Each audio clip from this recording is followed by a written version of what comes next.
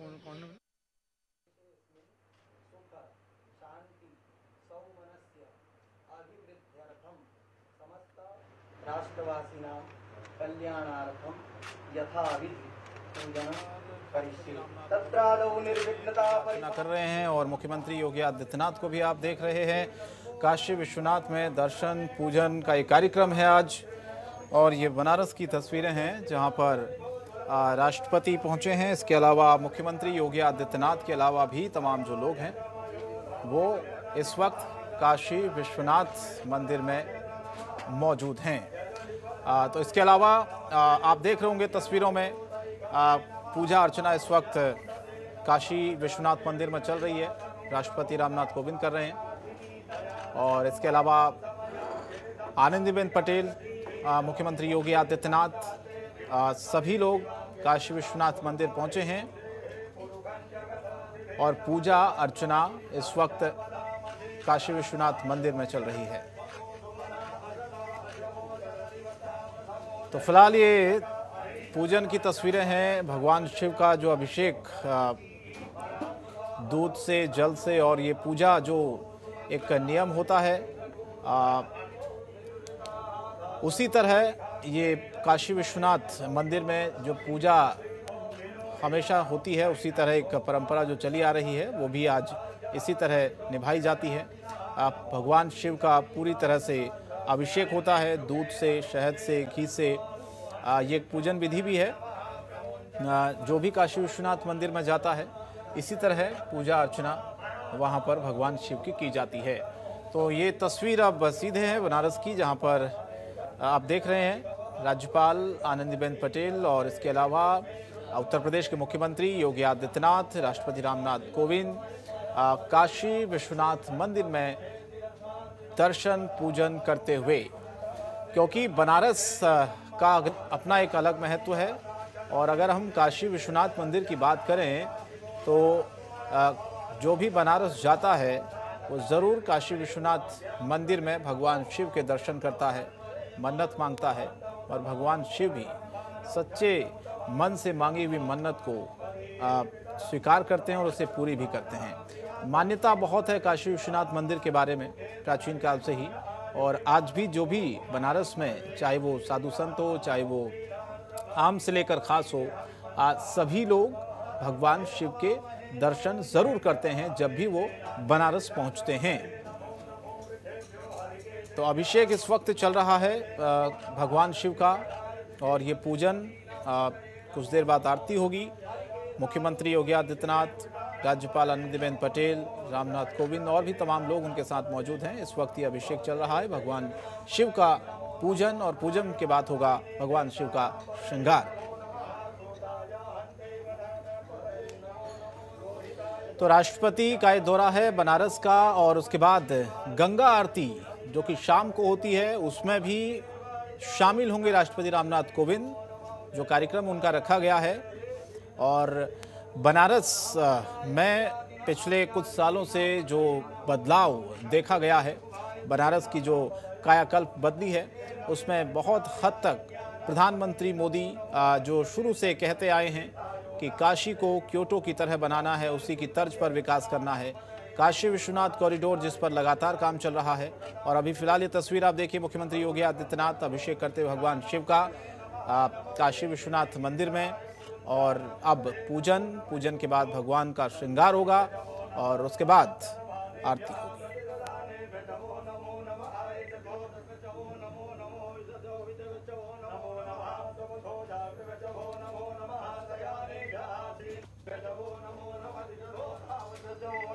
तो राष्ट्रपति रामनाथ कोविंद इसके बाद गंगा आरती जो कि शाम को होती है उसमें शामिल होंगे। गंगा आरती में बनारस का एक कार्यक्रम है उनका, क्योंकि बनारस में अगर पिछले कुछ सालों में देखा जाए, चाहे वो स्वच्छता को लेकर हो, चाहे वो डेवलपमेंट को लेकर हो, बहुत सारे काम बनारस में हुए हैं। और काशी विश्वनाथ कॉरिडोर में जिस वक्त काम चल रहा है उसके बाद एक अलग तस्वीर, एक अलग नज़ारा बनारस का होगा, काशी विश्वनाथ मंदिर का होगा।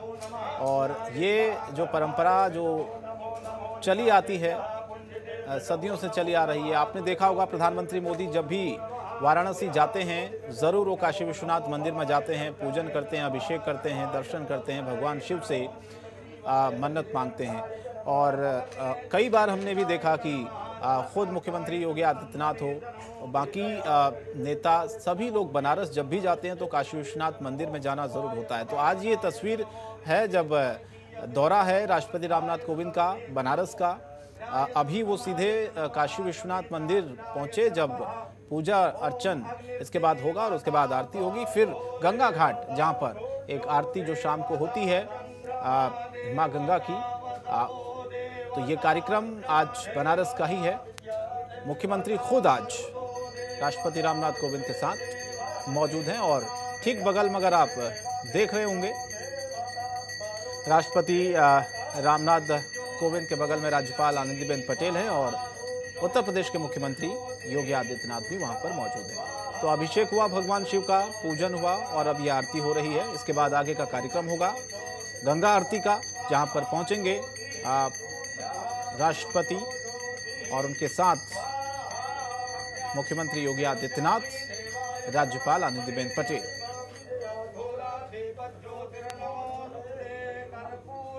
तो फिलहाल ये काशी विश्वनाथ मंदिर जिसकी सीधी तस्वीरें हम आपको वाराणसी से दिखा रहे हैं।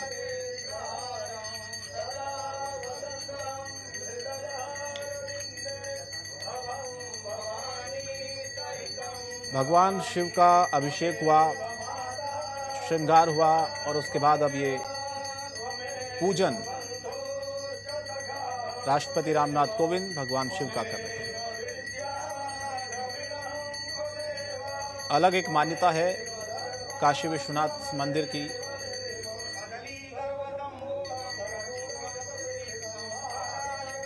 और इसीलिए आपने देखा होगा, चाहे प्रधानमंत्री हों, चाहे राष्ट्रपति हो, चाहे मुख्यमंत्री हों, सभी लोग जब भी बनारस आते हैं तो एक बार जरूर भगवान शिव के दर पर जाते हैं, काशी विश्वनाथ मंदिर के दर्शन करते हैं।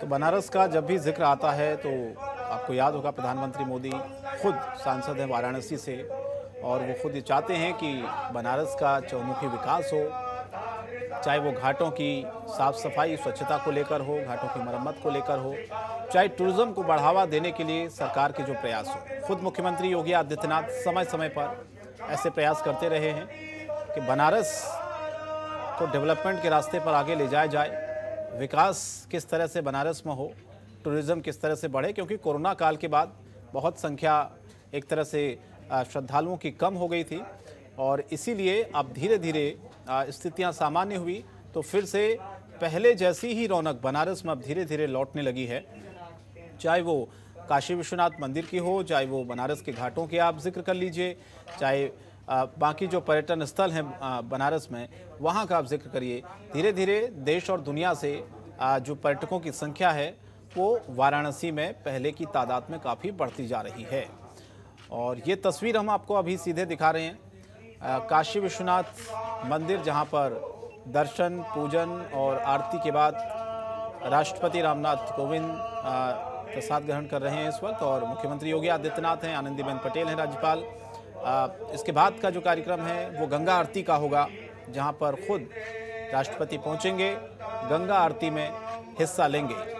वाराणसी का जब जब जिक्र आता है तो प्रधानमंत्री का वक्तव्य आपको याद होगा कि जब उन्होंने कहा था मुझे माँ गंगा ने बुलाया है, और ख़ुद वो वाराणसी से सांसद भी हैं। इसीलिए एक ये उम्मीद बनारस की जनता को हमेशा से रही है कि अब तक जो बनारस में विकास नहीं हुआ है, बनारस का जो कायाकल्प नहीं बदला है, प्रधानमंत्री ने समय समय पर जिस तरह से बनारस को लेकर कई सारे बनारस के लोगों के लिए कई सारे ऐलान किए, चाहे वो बुनकरों को लेकर हो, चाहे वहाँ की आम जनता के विकास कार्यों को लेकर हो।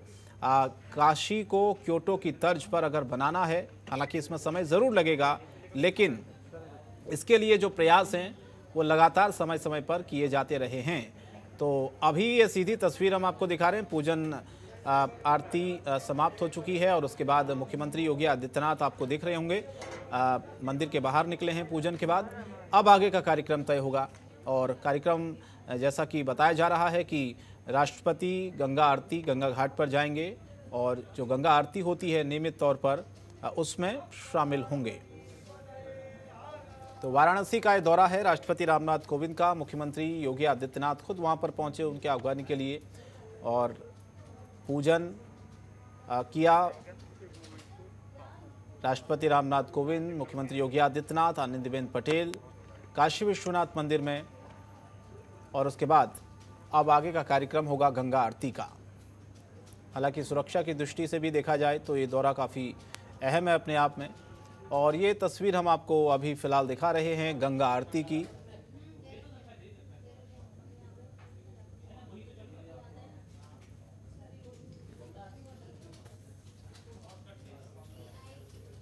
तो शाम का वक्त होता है जब गंगा आरती होती है, उसमें शामिल होंगे रामनाथ कोविंद राष्ट्रपति। और फिलहाल काशी विश्वनाथ मंदिर से दर्शन के बाद अब वो बाहर निकले हैं। अब आगे का कार्यक्रम, क्योंकि वाराणसी का दौरा है राष्ट्रपति का।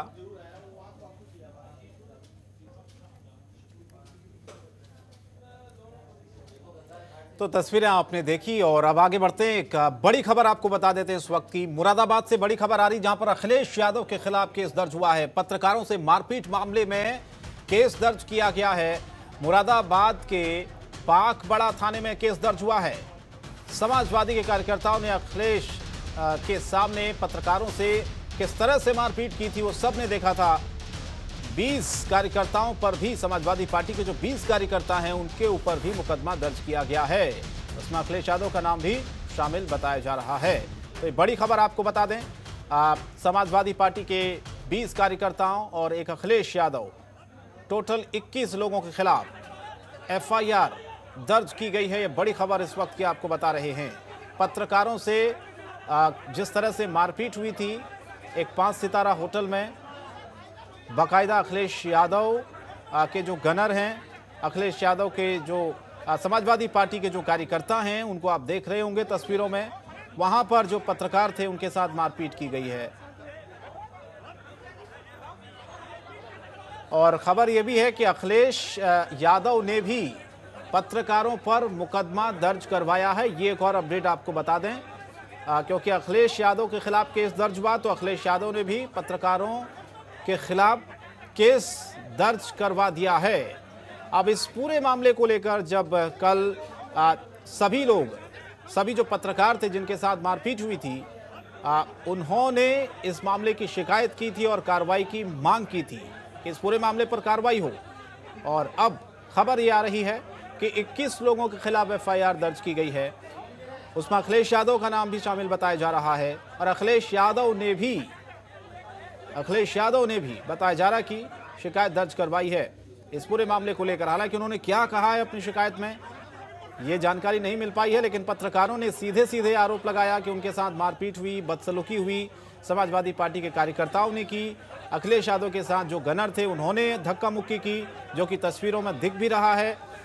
और कल सभी पत्रकार जो वहां पर 5 सितारा होटल में मौजूद थे, उन्होंने किस तरह से बताया कि लगातार मारपीट हुई, उन्होंने अपनी जान बचाई, छिपे वो कई घंटों तक। उसके बाद पुलिस वहां पर आई, तब जाकर माहौल शांत किया गया, वो लोग बाहर निकले, पूरी आपबीती सुनाई। पत्रकारों ने खुद ये बताया था कि किस तरह से उनके साथ मारपीट की समाजवादी पार्टी के कार्यकर्ताओं ने। और सबसे बड़ी बात तो ये है कि अखिलेश यादव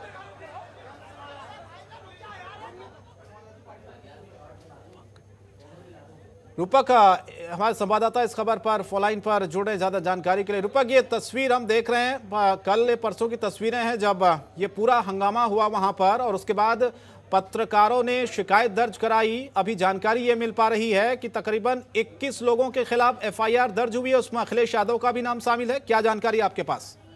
देखिए, आईपा के जो राष्ट्रीय अध्यक्ष हैं अवधेश पाराशर, उन्होंने लिखित तहरीर एसएसपी प्रभाकर चौधरी को दी थी, जिसमें अखिलेश यादव को जो है दोषी बताया गया था। साथ में 20 लोग अन्य और उसमें दोषी बताए गए थे, जिसमें संज्ञान लेते हुए एसएसपी प्रभाकर चौधरी ने तत्काल से एफआईआर लिखने के आदेश दिए हैं और पागोला थाने में ये एफआईआर दर्ज की गई है। सुसंगत धाराओं में मुकदमा पंजीकृत कर लिया गया है। और आपको बता दें कि इससे पहले जब ये कवरेज के दौरान पत्रकारों से झड़प हुई थी तो इन्हें बंदी बना लिया गया था और इनके साथ में मारपीट भी की गई थी। जी रूपक, लेकिन हैरान ये वाकया तब करता है जब अखिलेश यादव के सामने ये सब कुछ हो रहा था।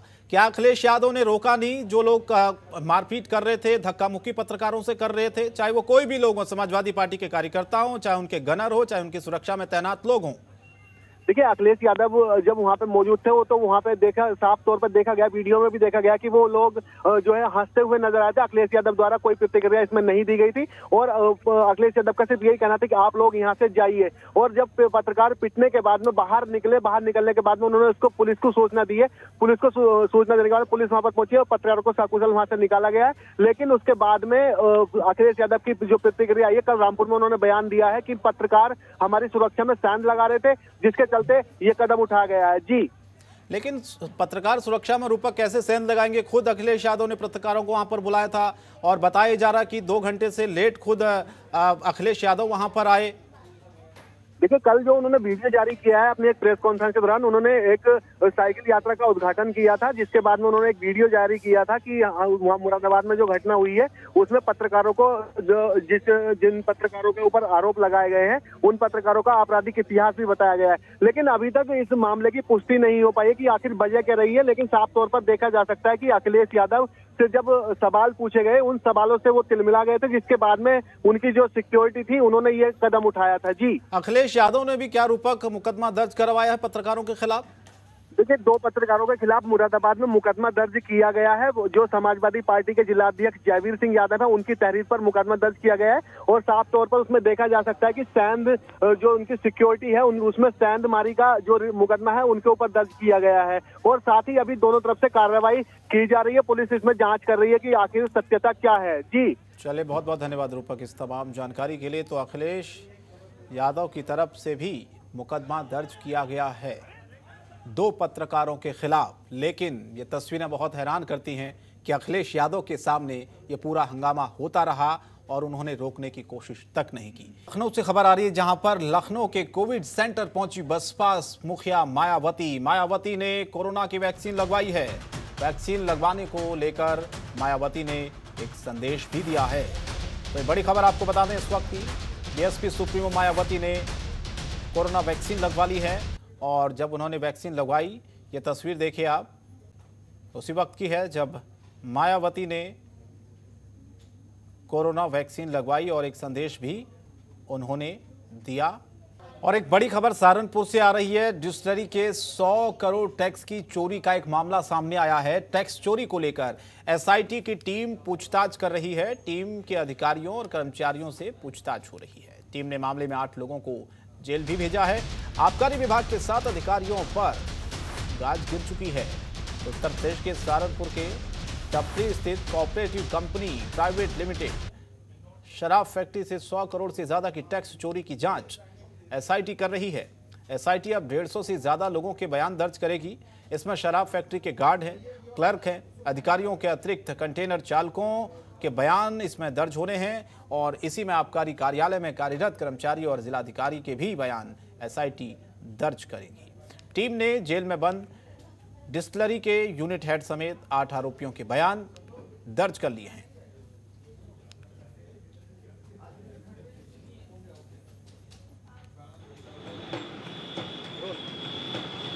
सहारनपुर में शराब फैक्ट्री के 100 करोड़ के मामले को लेकर अब लगातार एसआईटी सहारनपुर में डेरा डाले हुए है, जिसके बाद से लगातार उसके जद में आने वाले सभी व्यक्तियों से पूछताछ की जा रही है। चाहे शराब फैक्ट्री का मालिक हो, चाहे शराब फैक्ट्री के कर्मचारी हो, चाहे डिस्ट्रीब्यूटर, हर एक व्यक्ति से एसआईटी की टीम लगातार उनके बयान दर्ज कर रही है और जांच कर रही है। इतना ही नहीं, इस पूरे मामले का खुलासा 3 मार्च को हुआ था और जब से लगातार जो SIT की टीम है वो जांच कर रही है और इसके जो गिरफ्तार किए गए थे 3 मार्च को जब खुलासा हुआ था, उन लोगों को जेल में बंद किया गया था और SIT की टीम जिला कारागार पहुंची और उनके बयान दर्ज किए गए हैं। अब लगातार इस पूरे मामले को लेकर SIT गंभीर जांच कर रही है। वहीं अगर बात की जाए इस पूरे फैक्ट्री के 100 करोड़ के मामले को लेकर, तो फैक्ट्री के मालिक और उन्नाव के ठेकेदार दोनों ही फरार चल रहे हैं, उनकी लगातार दबिश दी जा रही है। अब देखने वाली यह बात होगी कि इस पूरे मामले को लेकर जो 100 करोड़ का जो टैक्स चोरी का मामला है, इस पर SIT की जांच के बाद कौन कौन इसकी जद में आने वाले हैं।